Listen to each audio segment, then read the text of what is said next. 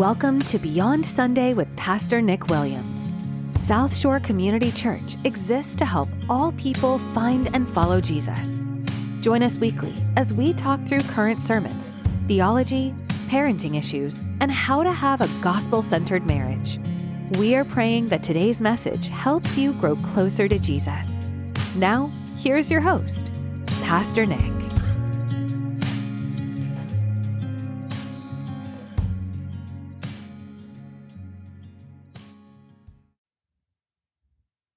Hey friends, welcome back to the podcast. I'm so glad you're here. Whether you're tuning in for the first time or you've been following along since the start, I want you to know this space is for you. You're not just a listener, you're part of a growing community of leaders and Christ followers who want to grow deeper in faith, lead with purpose, and navigate life well. I'm Pastor Nick, and I'm excited to jump into episode 2 of our current series, Leading in the Wilderness. If you missed episode 1, I encourage you to go back, check it out. We laid the foundation by talking about why God leads us into wilderness seasons, those difficult, dry, often confusing times in life when we feel stuck, unseen, or even unsure of what's next. We explored how the wilderness isn't punishment, it's preparation. It's where God reveals what's in us, refines our character, and prepares us for what's ahead. And today, we're taking that idea even further by looking at one of the most well-known leaders in Scripture, a guy by the name of Moses. Let me ask you a few questions as we begin. Have you ever felt like you missed your chance? Like the window of opportunity has closed, or maybe you've made some mistakes in the past and you wonder, could God still use someone like me? If that's you, then this episode is going to speak directly to your heart. Today's focus is on leading after long delays. Moses spent 40 years in the wilderness, not once, but twice. First in Midian, and then with the Israelites. That's a lifetime of waiting, wandering, and wondering, right? I mean, think about this. When we talk about Moses in 40 years, we usually talk about the wilderness. We don't usually add in the days in Midian, but that was a long time. And here's the beautiful part. God wasn't done with Moses. In fact, those years in obscurity became the very training ground that prepared him to lead a nation. In this episode, we're going to unpack how God uses Moses' wilderness season to shape his identity and calling. We're going to unpack why delays are often part of divine development. And finally, what you can do when your own dreams feel like they've stalled. So if you're in a season where it feels like nothing is moving forward, stick with me. There's encouragement and wisdom here for you today. Let's dive in. Moses, born under a death sentence, yet rescued by Pharaoh's daughter. He grew up with every privilege the Egyptian court could offer. Elite education, military training, and even a royal title. Yet somewhere beneath the fine linen and palace corridors beat the heart of a Hebrew. Day after day, he watched his kinsmen labor under Egyptian whips, a tension mounting between the life he enjoyed and the injustice that he witnessed. The dam finally burst in Exodus 2, verses 11 through 15. While visiting the work sites, Moses spots an Egyptian overseer savagely beating a Hebrew slave. In that split second, decades of suppressed identity and righteous anger collided. Glancing both ways and seeing no one, he strikes the Egyptian dead and buries the body in the sand, convinced he's acted as a deliverer. But word travels fast. When Moses tries to break up a fight between two Hebrews the next day, one sneers, "Who made you ruler and judge over us? Are you thinking of killing me as you killed the Egyptian?" In that moment, panic sets in. The secret he thought he had is out. Pharaoh, hearing of the murder, orders Moses' execution. Overnight, the prince becomes a fugitive, sprinting for his life across blistering sands toward Midian. This moment is a dramatic turning point. Moses' zeal for justice is real, yet his strategy is reckless. Instead of liberating Israel, he now endangers them and himself, proving the truth of our sticky statement that passion without preparation leads to disaster. Moses had the heart, but not the readiness. God would now take him into a season that would transform passion into purpose. The palace doors slammed behind him and the wilderness yawns ahead, seemingly a dead-end season. Yet the very exile that looks like failure is the soil God will use to cultivate humility, patience, and dependence, qualities a nation builder desperately needs. In other words, Moses hasn't fallen off God's radar. He's walked straight into God's classroom. Next up, we're going to see how the quiet years of Midian, tending sheep instead of commanding armies, become the unlikely training ground that shapes a deliverer. When Moses fled Egypt, he wasn't just running from Pharaoh. He was being drawn into God's refining fire. Midian wasn't a punishment, it was a process. To the outside world, it might have seemed like Moses disappeared, but in reality, he was being deeply reshaped by God. In Midian, Moses finds shelter with a priest named Jethro. Eventually, he marries Jethro's daughter, Zipporah, and starts a family. This might seem like a side note in the grand story of deliverance, but it's actually pretty significant. Marriage grounded Moses. Zipporah wasn't from royal courts or Hebrew tribes. She was a desert woman, practical, wise, rooted in a different kind of strength. Their union symbolized Moses stepping into a more grounded, relational identity. No longer defined by Egyptian power or Hebrew pain, he begins learning the quiet rhythm of community, commitment, and responsibility. In this season, Moses stops living in reaction to his past and starts learning to build something stable. That foundation, faithfulness to family, loyalty to a new people, humility in a different culture, that becomes a key ingredient in the kind of leader he would become. Moses' role as a shepherd for Jethro may seem like a massive downgrade from being a prince of Egypt, but in God's economy, it was a promotion of the heart. Shepherding taught him patience, because sheep are slow, they're stubborn, and they're prone to wander. Shepherding taught him guidance, because a shepherd leads from out front, not behind. It taught him protection, because predators came and the flock depended on him. It taught him provision, because he had to find food and water in dry places. Sound familiar? Those are the same leadership muscles he would need to guide Israel through the wilderness for 40 years. The parallels are unmistakable and deeply intentional. As Eugene Peterson once wrote, leadership is not about charisma, but character, not performance, but perseverance. In Egypt, Moses acted before asking. He stepped in, killed the Egyptian, and watched his plan unravel. But in Midian, he learned to listen before leading, to the voice of God, the needs of others, and the rhythm of life outside the spotlight. There's no record of Moses preaching or commanding armies in Midian. Instead, he watched over flocks, walked quiet trails, learned how to care for things that didn't belong to him. This brings to mind that powerful quote from A.W. Tozer. It is doubtful whether God can bless a man greatly until he has hurt him deeply. Moses had to be broken before he could be trusted with the burden of leadership. Midian wasn't just isolation, it was transformation. The wilderness broke his pride. It shaped his soul. It taught him that strength comes not from status, but surrender. This is the often overlooked part of Moses' story. We focus on the plagues, the Red Sea, the miracles, but none of that happens without his time in Midian.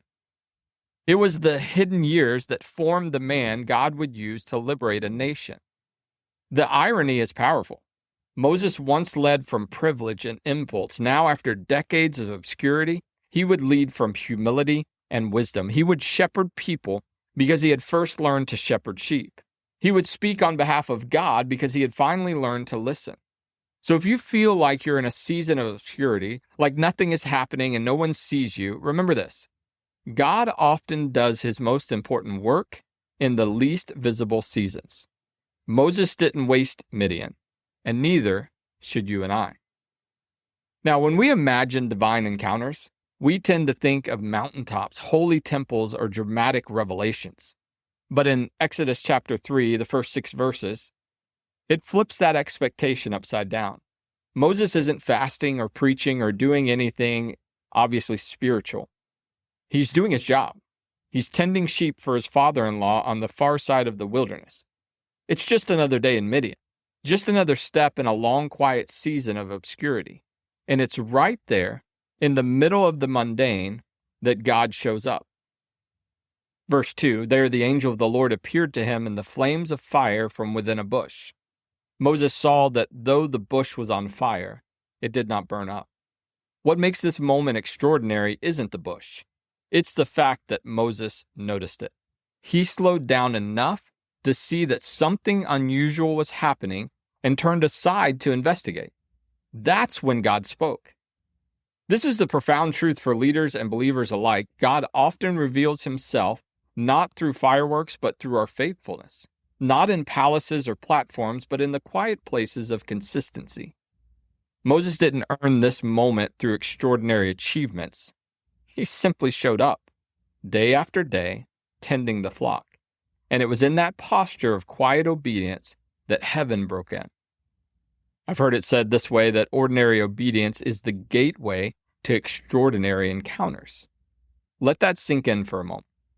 How often do we assume that spiritual breakthroughs happen only in big church services and conferences or moments of emotional high? And yet some of the most transformative encounters come in the quiet corners of life. A verse that hits differently while folding laundry. A prompting from the Spirit during your morning commute. A conversation with a stranger that ends in prayer. Notice how God doesn't choose a synagogue or a temple for this moment. He meets Moses in the very pasture he's walked 1,000 times before. But when God speaks, everything changes. Verse 5, take off your sandals, for the place where you are standing is holy ground. It wasn't holy because of geography. It was holy because God was there. And that same presence can fill your workplace, your kitchen table, your quiet car rides, if you're willing to turn aside and notice. And the truth is, he's still showing up in those places today. Maybe you felt like your current season is too ordinary to matter, like you're stuck in routine waiting for something more spiritual to happen. But God doesn't need perfect circumstances to make something sacred. He just needs you to pay attention, to notice the burning bushes in your own backyard. I remember a season of ministry where I felt like I was in a spiritual lull. No big breakthroughs, no mountaintop moments, just normal Sundays, staff meetings, sermon prep, parenting, pastoral care, baseball, pickleball, all the things, right? But one morning, while sitting alone in my car after dropping off one of my kids, I felt an overwhelming sense of God's presence. No dramatic music, no vision or angel, just quiet and clarity and peace. That moment reminded me that God doesn't wait for the spotlight to speak. He waits for stillness. And yet, as powerful as this moment was for Moses, it wasn't the end of his story. It was the beginning. Because right after the encounter comes the call. And as we'll see in the next section, Moses struggles with it. Despite hearing from God, despite standing on holy ground, he's filled with doubt, insecurity, and questions. Sound familiar? Many of us can relate. We want the burning bush moment, but when the call comes, we hesitate. So let's take the next step in Moses' journey and look at what happens when divine encounters lead to difficult assignments.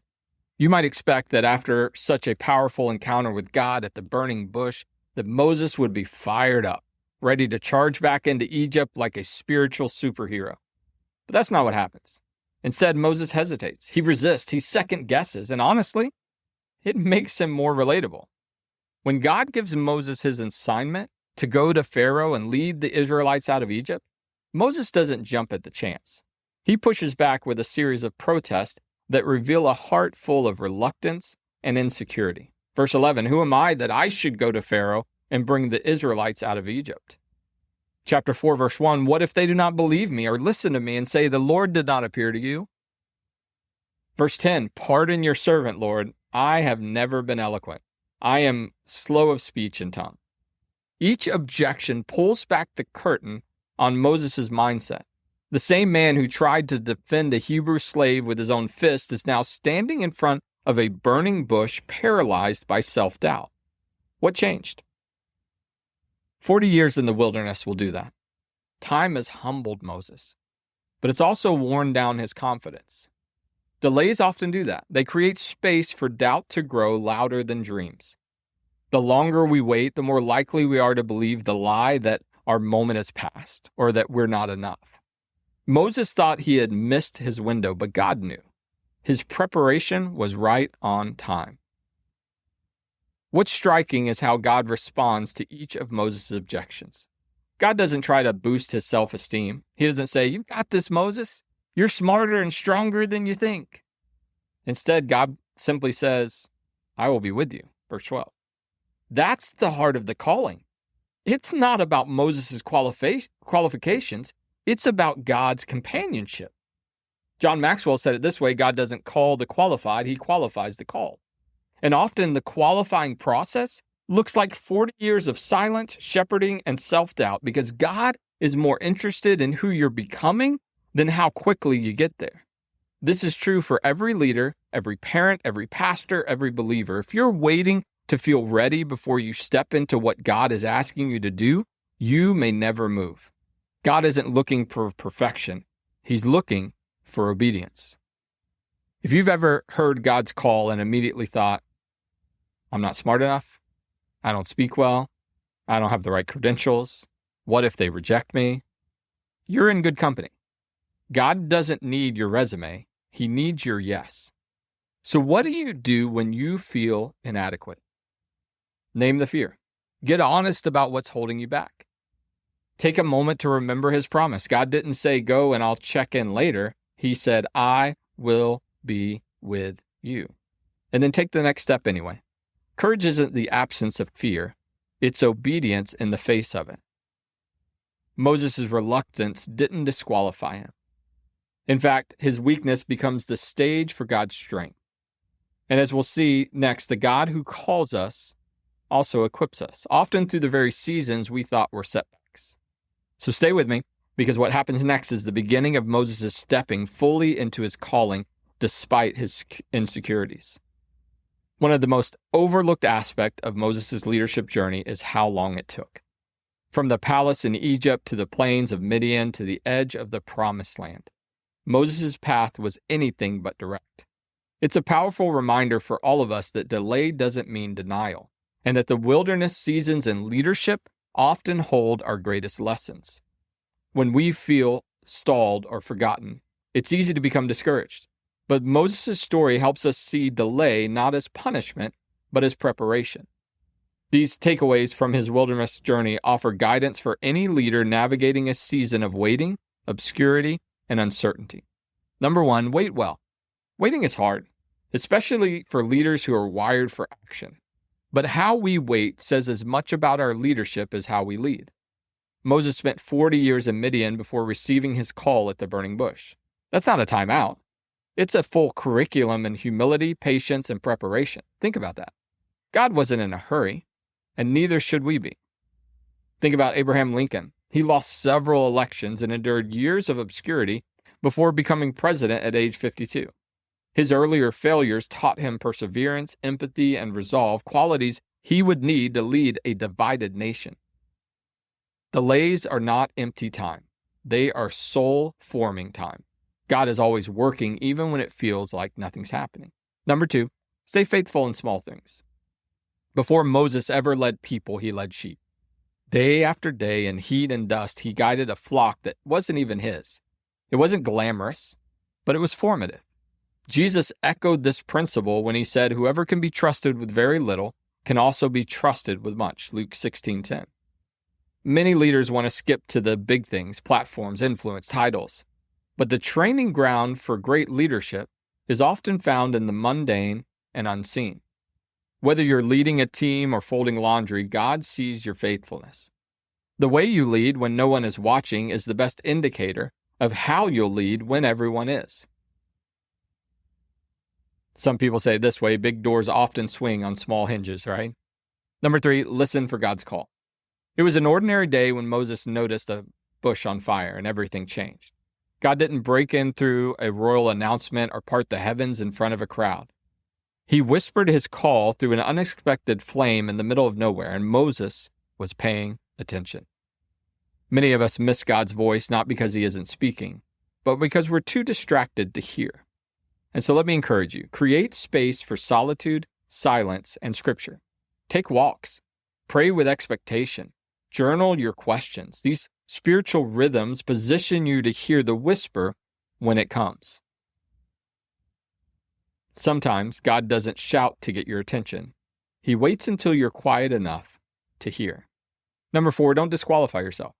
Moses' self-doubt after God's call is painfully human. Who am I? What if they don't believe me? I'm not good with words. But God never asked Moses to be perfect. He only asked him to be obedient. The Bible is filled with leaders who failed before they flourished. Peter denied Jesus but later preached boldly at Pentecost. Paul persecuted the church but became its greatest missionary. David fell into sin but was still called a man after God's own heart. If you've failed, stumbled, or delayed obedience, you're not disqualified. In fact, the place of brokenness may be the very soil where God's power takes root. If God could use Moses after murder, and David after moral failure, and Peter after denial, he can certainly use you after a delay. According to Barna Group study, over 60% of Christian leaders report experiencing a season they originally believed was a setback, only to realize later it was essentially preparation for their calling. That statistic should encourage every heart that feels behind or discouraged or forgotten. You're not the exception. You're in good company. Let's end this section with a simple truth that ties it all together. In God's economy, delays aren't dead ends, they're divine development. So don't rush the process. God isn't just preparing something for you, He's preparing something in you. As we wrap up today's episode, let's take a moment to step back and reflect on the bigger picture. Moses' story is a masterclass in divine timing. From palace privilege to desert obscurity, from burning bush to Pharaoh's court, his life reminds us that God is never late, but He's also rarely early. He operates on a different timetable, one that prioritizes our transformation over our comfort. What may look like a wilderness delay is often God's development. The 40 years Moses spent in Midian weren't a holding pattern. They were the forge where God shaped the man who would lead a nation. And that same truth is true for us. When we're in the season that feels still, slow, or silent, our instinct is to move faster, to pray louder, or to question our purpose. But Scripture gives us a better way. Psalms 37:7 says, "Be still before the Lord and wait patiently for Him." That's not passive resignation. That's active trust. It's believing that the God who called you sees you, knows where you are, and is using every hidden day to shape who you're becoming. Maybe right now, you feel more like a shepherd than a deliverer. Maybe your dreams feel distant and your voice feels small. If so, take heart. You're in good company. Because God is still in the business of turning ordinary shepherds into nation-shifting leaders. And all He asks is that you stay faithful, stay teachable, stay tuned into His voice, even when it comes in a whisper through a burning bush on a regular day. If this episode spoke to you, there's a good chance someone in your life needs to hear it too. Share it with a friend, a teammate, or someone who's navigating their own wilderness season.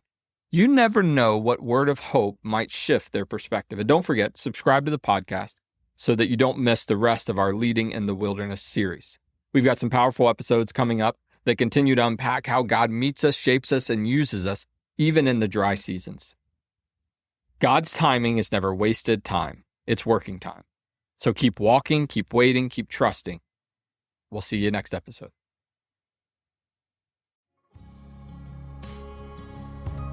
Thank you for tuning in to Beyond Sunday. We hope the conversations and insights shared here have brought you encouragement and have deepened your journey of faith. If today's episode has inspired you, we invite you to follow or subscribe to our podcast so you never miss an opportunity to grow closer to Jesus alongside us. Don't forget to share this podcast with friends and family who might be blessed by it too. Until next time, thanks for joining us, and may God bless you abundantly.